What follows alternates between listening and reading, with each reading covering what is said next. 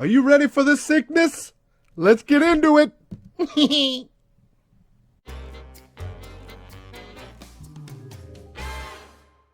Hey guys, welcome back to Economics and Comics. Hey, this is our top 10 films of 2019. So what we did was we compiled some lists. I did it of all the movies that Joel, film critic, took me to last year. About 50 movies. He saw a lot more movies, so his top 10 is going to be different than mine, but which is going to make this video probably much more interesting. So what we're going to go is go 10 all the way down to 1 and talk about it. I hope you guys enjoy this video. Yeah. Oh, I guess I'll preface by saying that as with the last couple of years, this was a very tough year for movies. I didn't feel that there were a ton of really good films. So I actually watched hundreds of American movies, and then I ended up watching a handful of foreign movies too. So my list actually will have some American movies and some foreign films in it.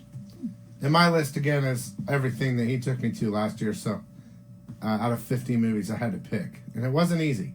So let's start. We'll go ahead and start with Joel's 10th, his 10th first. Okay. So my number 10 is Knives Out. And while this film is not perfect, it has a lot of issues. It hinges on one really kind of awful plot device.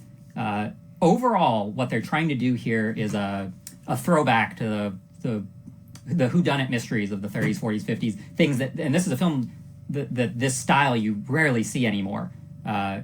It's very much like an Agatha Christie mystery as well. I suppose they did do a Murder on the Orient Express remake last year, but this one is a lot more interesting. It's a lot more original. It also has a twist in there that is so different from every other mystery that I've seen in a long time that's what really stuck with me, and so that's why I included this one. And that's why I didn't go see it, is because I thought it was the same thing as Oriental Express. So I'm like, I'll pass on that movie. So my bad. But hey, Joel saw it, so we're good to go. Okay, my top 10... My number 10 is... You like this. It. This is the second It, Chapter 2. Now, although it's a remake and Stephen King and all that, I was excited to see it. Honestly, it's a reason it's 10 because I didn't really like it that much. And believe me, there was a lot of movies that really sucked. So, it made my list at number 10 just because I like horror movies. And it was a pretty big movie, I think, for 2019. Okay, what do we got, Joel, for your number 9? I'm so excited. So my number 9 is Marriage Story. Now, this one actually ended up on a lot of critics' lists, and I think it mainly is because of, a lot of this, the kind of drama surrounding the divorce story hits home to a lot of people. It connects with a lot of people. For me, the acting is what really stands out. Adam Driver and Scarlett Johansson are phenomenal in their roles. And I didn't really connect as much to the story or some of the side characters that a lot of other people did, but it's still worthy of top 10, I believe. And I, of course, it's so funny. I didn't see any of his top 10. It's really upsetting. I had some chances. I know this was on Netflix, but I thought we were sticking to the movies that we saw together, so I failed. Well, I have to see a lot more movies. Yeah, so. He does. I mean, I could try, but no.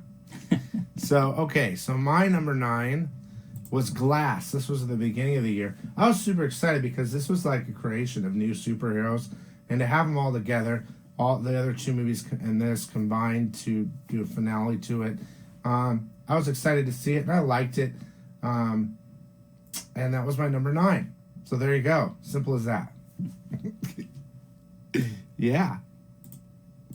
All right. What's Joel got here for number 8? Let's see. Okay, number 8 for me was Bombshell.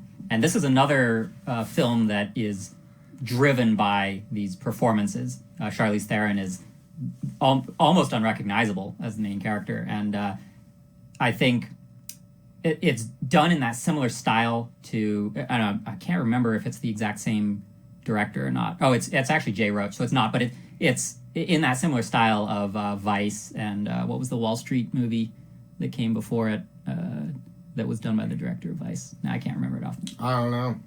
I can't remember the name of it off the top of my head, but it has that style of a very kinetic, very lots of jokes thrown in, just a very fascinating film, and I thought it's a very strong female cast, and I thought they all did a great job.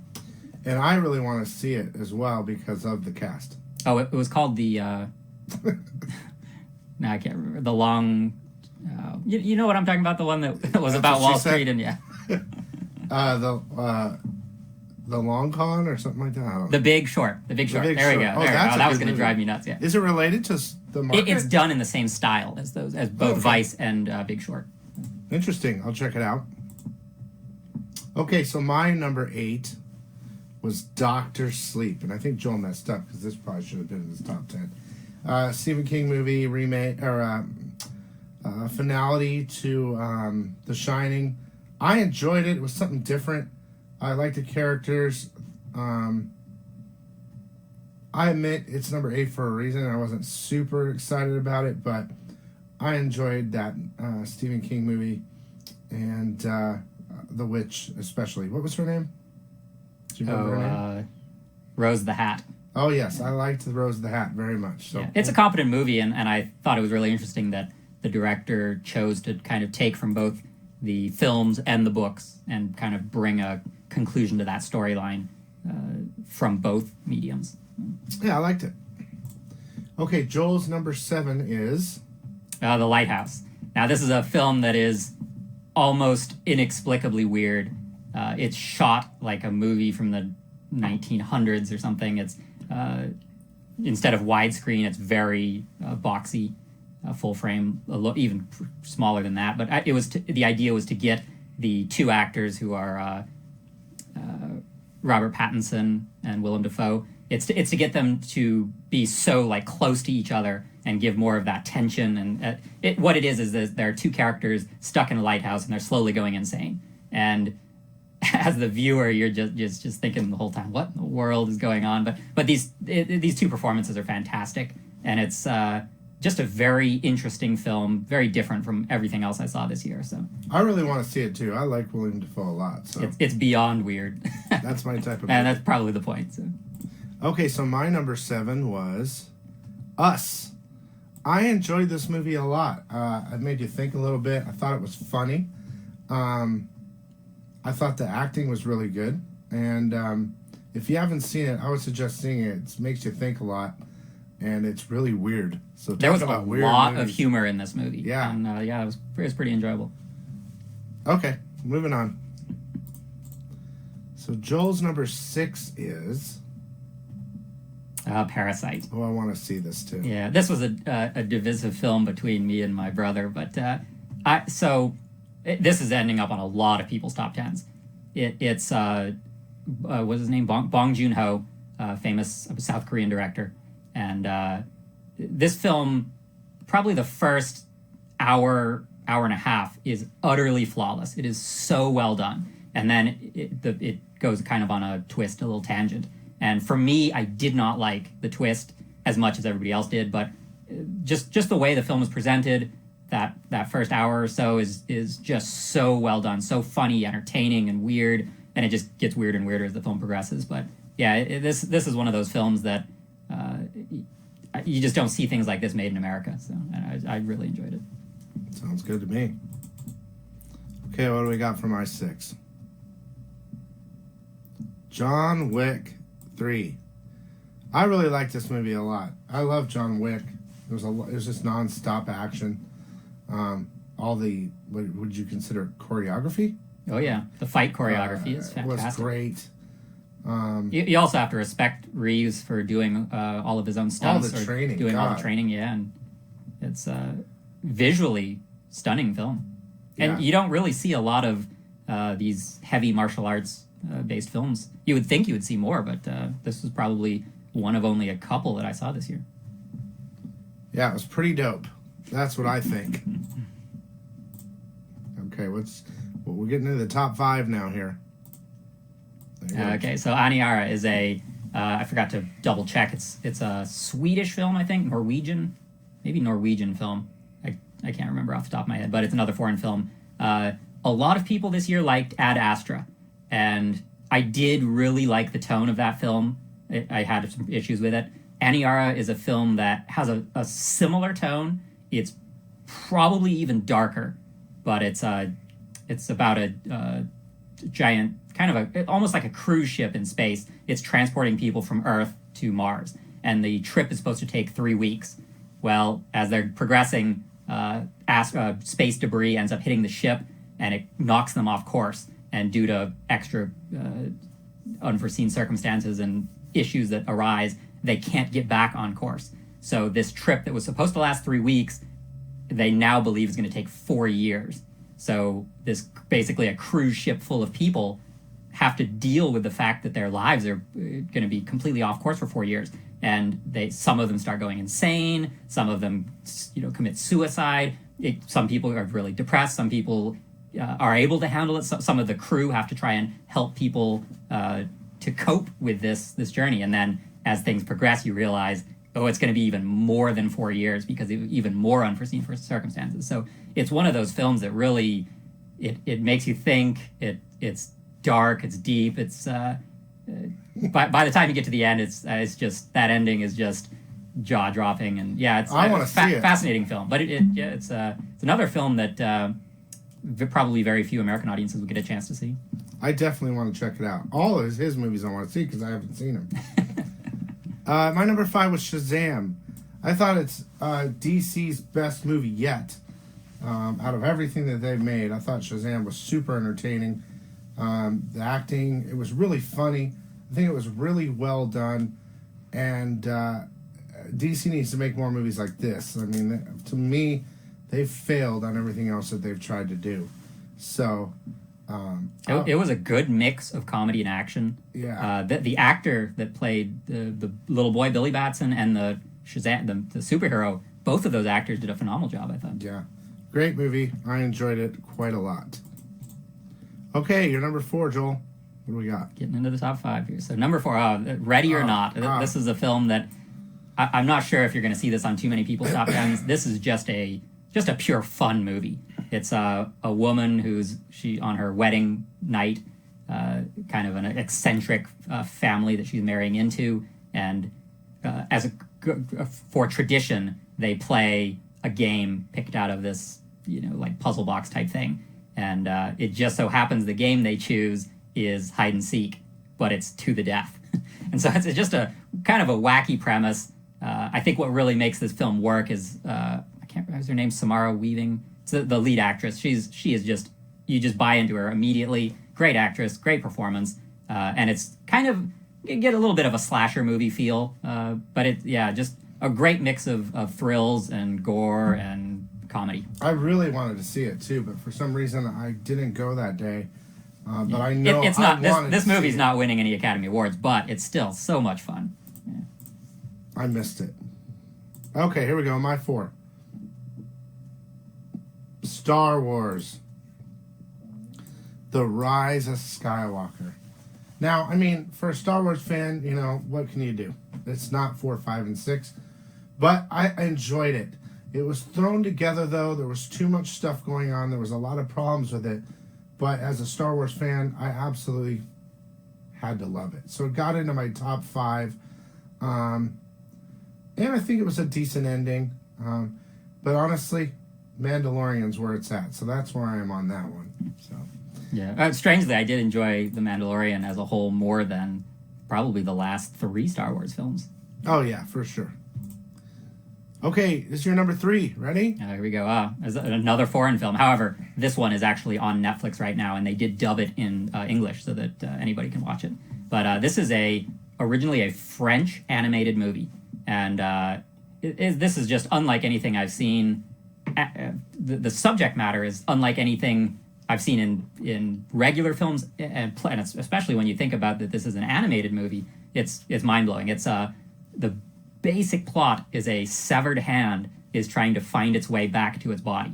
That's just awesome. It's so bizarre, and the things they do with the animation, the severed hand ends up battling pigeons. It battles subway rats, and then it's basically going across Paris trying to get back to its owner, and that's half the movie is this journey, but is just so bizarre, so interesting. The animation's fantastic. This hand has a life of its own. This hand has emotion, even though it's just a severed hand.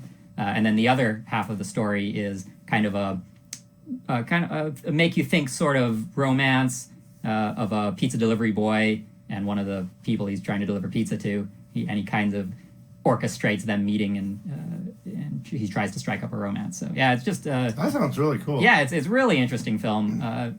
It's sad, it's funny, it's action. Yeah, it's a really bizarre mix of stuff. But yeah, I enjoyed it a lot. All right, my number 3 is Alita. That was tough for me because it almost made my my last 3 are so close, but I absolutely loved this movie. I thought it was well made. Visually, it was incredible. It was a new story. I mean, yeah, it's based off anime and stuff like that, but man, I thought it was good, and I look forward to seeing the next one. It reminded me of what's the other movie the guy did? Avatar, but not to the extent of Avatar with its 3D and all that. But even though this movie had special 3D glasses, which were very weird, made just for the movie, but I really enjoyed the story and everything about it. Alita, I liked Alita's character more than the guy from Avatar. Oh, for sure. Yeah, I think it's just a very competent adaptation of that manga, and yeah, I enjoyed this one too a lot. In fact, it probably would have been my number 11 or 12 had the list gone on. Been longer. Okay, we're on your number 2. Yes, number 2, another foreign film. This is a Japanese film, One Cut of the Dead, and this movie is about filmmaking in a way. What it is you've got the first about 30 minutes of the movie is a low-budget zombie film. And this low-budget zombie film is so funny, so bad, so bizarre. You've got characters that are breaking mid-sentence to look off in weird directions. People are like, it feels like people are trying to get out of the movie as it's being filmed. You've got the director seems to be going to crazy lengths to make the lead actors perform better. And what you've got, it's a low-budget zombie film that the people are trying to make, and then they get attacked by real zombies. Oh my or God. so you think. So it's just awesome. It's so hilarious and so funny and so weird. And that's just the first 30 minutes. And after that first 30 minutes, they start a documentary about the making of that first 30 minutes, which carries on the rest of the film. And it makes you completely rethink everything you've just seen. And it's, yeah, this movie, for anybody even slightly interested in how movies are made or the pitfalls that can happen or low-budget filmmaking, any of that stuff, this is basically must-see. It's so interesting, so original, and absolutely hilarious. Man, I have to see all these movies because when he describes them, I'm like, these would have been in my top 10 for sure if what he's saying is true. Yeah. Because I love stuff like that. So very interesting. I'll definitely look forward to seeing that. Okay, here we go. My number 2 is Avengers Endgame. For a comic book fan and the 10 years it took to make this movie, how they would jump back and do scenes and alter all the movies in a little way and everything, putting it all together and finishing it the way they did, I absolutely loved it. It's going to be hard to top this movie in the Marvel, Disney franchise in the next 10 years to do something of this quality, I think, and end it in 9 years from now. I just don't know if they can do it. Do you think they're going to try? Do you think they're going to try and come up with another giant culmination? Yes, my belief is they got about 3 or 4 poopy movies that are going to be great in the next 2 years, and they won't be super great, but they'll slowly introduce new characters to the Marvel Universe, like hopefully X-Men, Fantastic Four, and then from there, Doom. From there, they'll put together a big event like maybe Secret Wars or something like that, Galactus. Who knows what they'll do. But it'll be another 10-year event. But they need to take these next year or two to bring in these other big franchises that they didn't own before they started doing the Avengers. So I really hope they can do it. But this movie, to me, was one of the best of the year for sure. It was definitely an event movie and 10 years in the making. I really enjoyed it.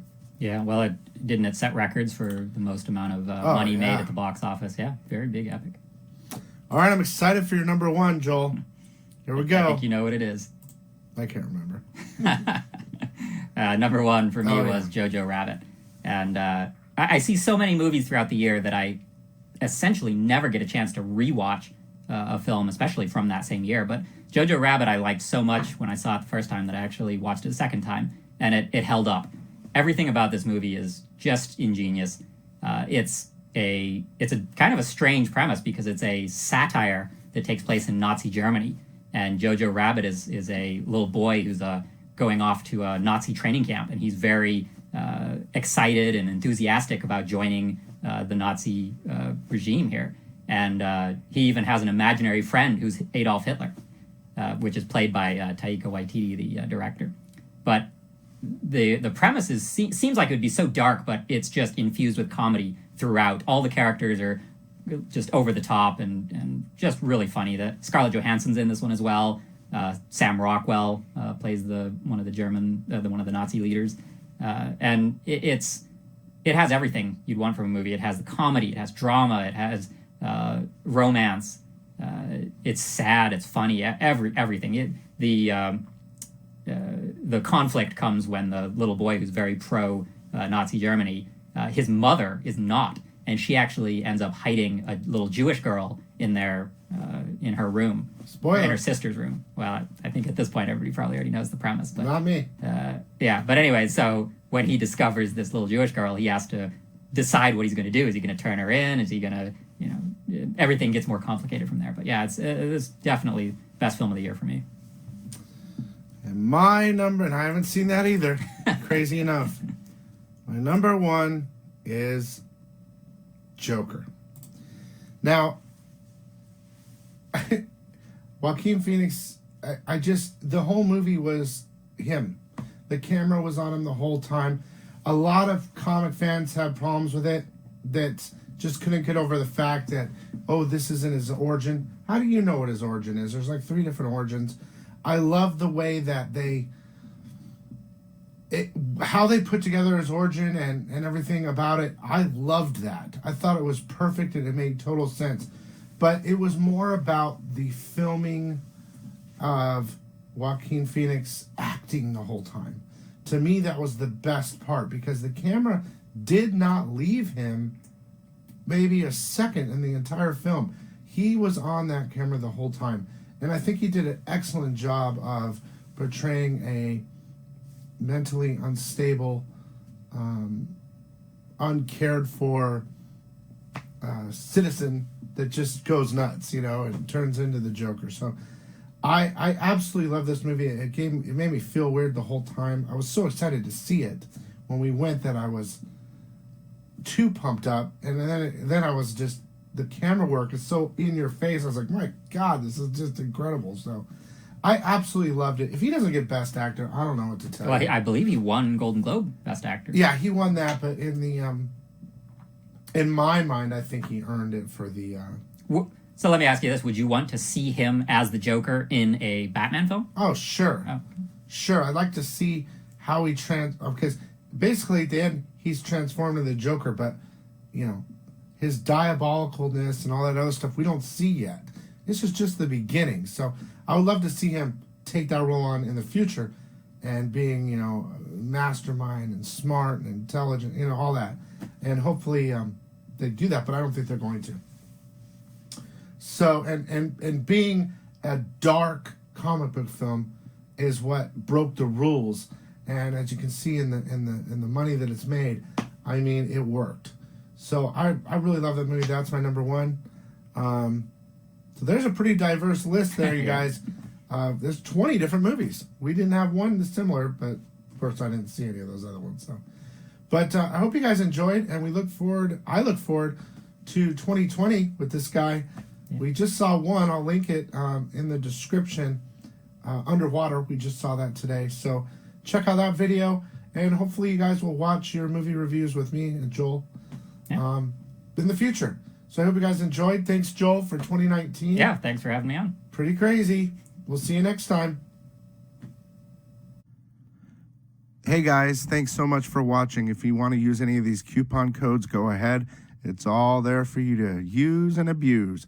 Please check out this sick video next. And again, please hit that like button, throw a comment down, and please subscribe. Love you guys. Stay sick. See you later.